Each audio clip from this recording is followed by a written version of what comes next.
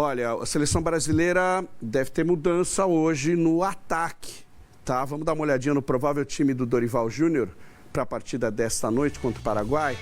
Defesa vai vir com Alisson, Danilo, Marquinhos, Gabriel Magalhães e o Arana. Até aí tudo ok, né? Como o Equador, assim como o meio-campo, o André que jogou muito bem, ao lado do Bruno Guimarães que não jogou tão bem e o Paquetá que também está devendo.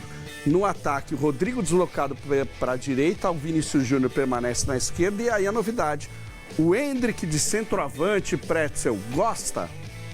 Eu acho que ficou meio que, não uma obrigação, mas com uma lógica, né, de escalá-lo como titular, porque a tentativa do Luiz Henrique ao lado do Rodrigo e do Vinícius Júnior, as pessoas estão dizendo que o Luiz Henrique foi, ouvi muito, né, foi um fiasco. Eu acho que não.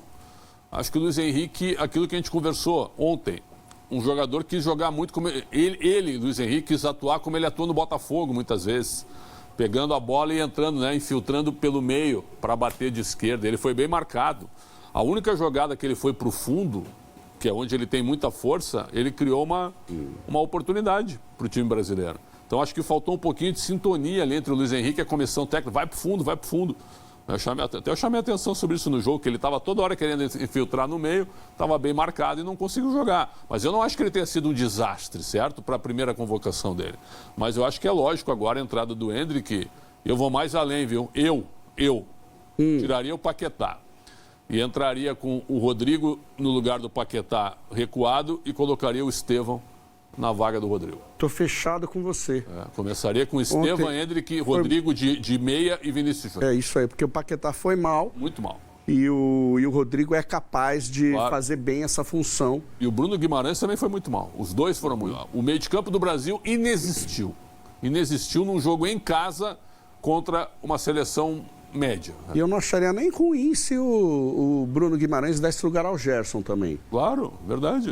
Daria para jogar André, Gerson e Rodrigo, Estevão, Endrick e Vinícius Júnior. Daria para jogar assim. Imagina a mobilidade desse time. Quer dizer, jogador não falta. Rapidez. Não falta jogador. Não falta. Precisa de um treinador estrangeiro. Eu gosto do Dorival, mas eu já sou partidário dessa ideia.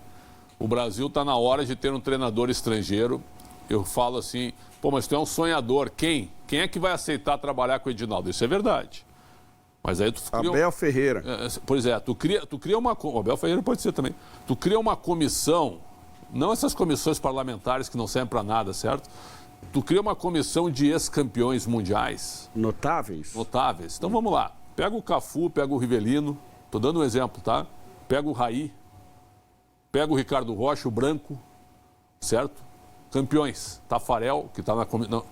E vai até o Jürgen Klopp, cara. Com um projeto da seleção para convencê-lo a assumir a seleção. Mas, Pretzel, já dá para decretar o fiasco do Dorival Júnior na seleção? Eu estou falando por mim, é claro, né? Eu não sou o dono da verdade. A gente está debatendo aqui. Sim. O meu sentimento é que chegou a hora de um treinador de ponta estrangeiro trabalhar na seleção. O Dorival acabou de assumir. Mas... Chegou a hora, tinha chegado já há algum tempo, né? Quando saiu o Tite, quando saiu o Diniz. Mas vamos lá. O Dorival fica até o fim do ano, tá bom? Aí na próxima data FIFA já vem um novo treinador. Não, qual é o problema de fazer isso? Não, que há tempo tu viu a declaração do Danilo ontem? Perdemos 1 ano e meio. O Danilo falou sobre isso ontem. E perderam mesmo. Pela fantasia lá do Edinaldo com o Ancelotti, né? O Fernando Diniz, que para mim é um bom treinador, mas querendo impor a filosofia de jogo dele numa seleção sem tempo para treinar. E todo o desrespeito que foi a demissão dele também. Claro, a demissão foi um desrespeito, mas concorda comigo, ele quis impor o trabalho dele numa seleção sem ter tempo para treinar. É muito difícil. Os jogadores não estavam aguentando e como não aguentaram, e os jogos foram muito ruins. O Dorival hoje, com o pragmatismo dele, a entrevista dele pós-jogo contra o Equador foi muito clara. A gente tinha que ganhar o jogo, ele estava preocupado. Ele está medroso. Eu gosto do Dorival, mas ele está muito cauteloso e está muito medroso. Essa declaração de ontem chamou atenção, porque eu achei que ele estava bem travado, certo? Agora, tenta convencer o Jürgen Klopp, cara. Mas está lá parado, abandonou, ele não tem 60 anos. Se tu oferecer um projeto de seleção brasileira para ele, para 1 ano e meio de Copa do Mundo, eu tenho certeza que ele vem. Só que não adianta o Edinaldo ir lá conversar com ele, aí não adianta. Eles têm informações também. Vão 5 campeões do mundo mostrar o que representa a seleção brasileira hoje. Gente com credibilidade. Gente com credibilidade. O que é a seleção hoje, certo? Campeões do mundo. Parreira. Parreira pode ser. Ô Klopp, Seleção brasileira, a seleção tem um cartaz muito grande lá fora, viu? Hoje a seleção brasileira ela tem mais credibilidade no mundo exterior do que no Brasil. No Brasil ela está aqui, ó, abaixo do cimento, no Brasil. Agora, na Europa, em outros continentes, treinar a seleção brasileira, Maurício, ainda é um grande desafio, ainda é considerado um grande trabalho. Bem, Dorival é o treinador, a gente espera, já que ele está lá, é um cara que tem um jeito de comandar que é acolhedor, ele é um treinador que não tem rejeição, acho que ajuda muito na imagem da seleção brasileira, mas o fato é que até agora o trabalho dele é fraco, né? Os melhores, né, resultados aí, jogos, foram os 2 primeiros, justamente quando ele não teve tempo para treinar. Então a gente pode atribuir a fatores como a qualidade dos jogadores e tal, mas não teve trabalho ali para aqueles 2 jogos contra Espanha e Inglaterra. O trabalho começou depois, 40 dias, principalmente de Copa América, e assim, e o resultado foi muito ruim. Aí o primeiro jogo das eliminatórias foi ruim, uma vitória magra sobre o Equador, importante. Agora o Brasil tem um pouco mais de tranquilidade, a gente espera que os jogadores joguem um pouco mais soltos, né?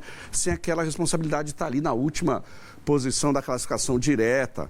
Mas a verdade é que os olhos estão para o trabalho do Dorival e para o resultado que ele precisa dar em campo, não só como placar, mas como desempenho. Será que vai ser hoje?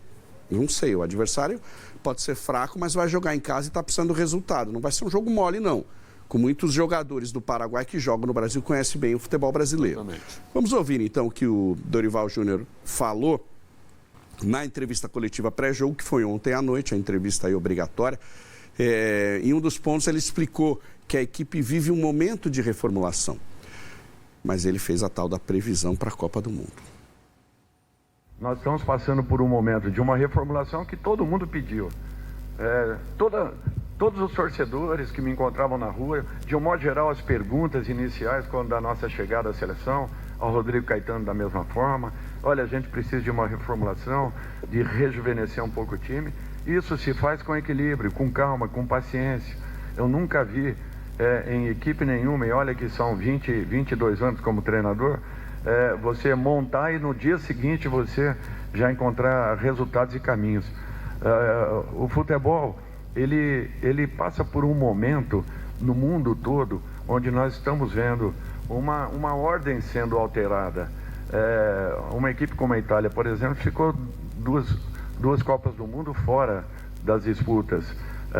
E isso pode acontecer a qualquer momento com uma das equipes sul-americanas de ponta. Nós tivemos muito próximos aí, anos atrás, de vermos uma equipe como a Argentina, com um poderio fantástico na época, ficando fora de uma competição e decidindo essa competição, se não me falha a memória, com a Austrália, em 2 partidas. Então, assim, tudo pode acontecer. Por isso que um momento como esse, em que nós estamos buscando novos caminhos, não passam por resultados imediatos. Pode até vir a acontecer, abortos acontecem, mas não é a realidade. Dentro do material que você encontrou, você acredita que é possível o Brasil retomar a subida nessa roda gigante? Você tem convicção de que é possível o Brasil voltar a ser competitivo na Copa e reconquistar a confiança do torcedor? Eu não tenho dúvidas disso. E podem esperar que nós estaremos na decisão da Copa do Mundo. Podem me cobrar.